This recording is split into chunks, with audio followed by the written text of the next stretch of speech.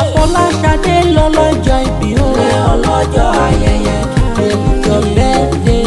Ilé ọlọ́jọ́ ayẹyẹ. Àlíyá mọ́dá gànjọ́gànjọ́. Ilé ọlọ́jọ́ ayẹyẹ. Àlọ́jọ́ ìbí rẹ̀ tó lè jẹ́. Ilé ọlọ́jọ́ ayẹyẹ.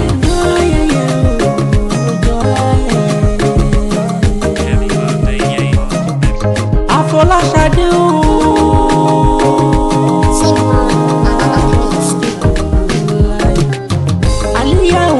You see, yeah, happy birthday to you. Happy birthday, yeah. May 5 lè ní jẹ́ àyájọ́ tàbí òní. Bóyá ará èrò ọ̀rẹ́ wa wọ́n wá bá ọdún mọ́jọ́. Jẹ́ ká everybody mọ̀ wípé ọjọ́ ìbẹ̀rẹ̀ gangan lè ní jẹ́. Afolashade lọ́lọ́jọ́ ìbí o. Ilé ọlọ́jọ́ ayẹyẹ. Your birthday. Ilé ọlọ́jọ́ ayẹyẹ. Àlíyá mọ́dá gànjọ́gànjọ́. Ilé ọlọ́jọ́ ayẹyẹ. Àlọ́jọ́ ìbí rẹ̀ tó lè jẹ́. Ilé ọlọ́jọ́ ayẹyẹ. Afolashade Ondo kábọ̀ sínú ọdún tuntun rẹ̀.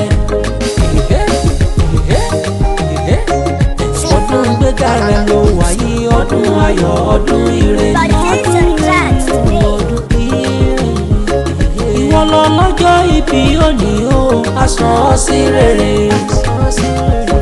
Àjọṣà ló wáyé, ó dájú wá kéré kó padà sílé. Afolashade lọ́lọ́jọ́ ìbí o. Ilé ọlọ́jọ́ ayẹyẹ. Your birthday. Ilé ọlọ́jọ́ ayẹyẹ. Àlíyá mọ́dá gànjọ́gànjọ́. Ilé ọlọ́jọ́ ayẹyẹ. Àlọ́jọ́ ìbí rẹ̀ gan lè ní jẹ́. Ilé ọlọ́jọ́ ayẹyẹ.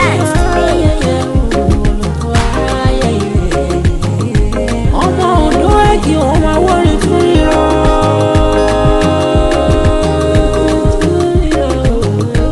Ondo nílé fàdà rẹ̀ o, ilé fàdà rẹ̀ o, tóbi ọlọ́mọ.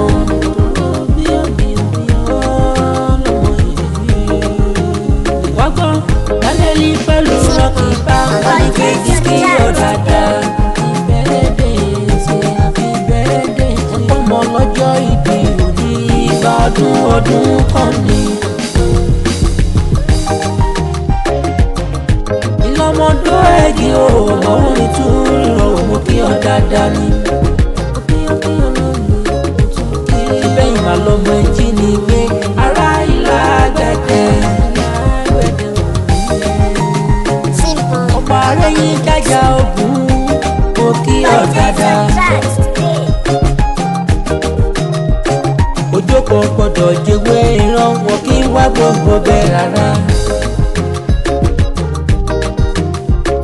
Alágbẹ̀dẹ kì í tẹ̀wọ́ gbawó nílé bàbá tó bí yín lọ́mọ. Ṣé bẹ́yìn màá lọ méjì mi gbé adọ́kọ lórí ìràwé. Ọlọ́run gbẹgbẹ́ alẹ́ ló kí ọ. Ọmọ ará ìrẹ̀mùgún ló ti rìn. Bá mi mọ́kọ́ dání, bàbá ọmú ṣùgbọ́n lọ́nà oko. Afolashade lọ́lọ́jọ́ ìbí o. Ilé ọlọ́jọ́ ayẹyẹ. Your birthday. Ilé ọlọ́jọ́ ayẹyẹ. Àlíyá mọ́dá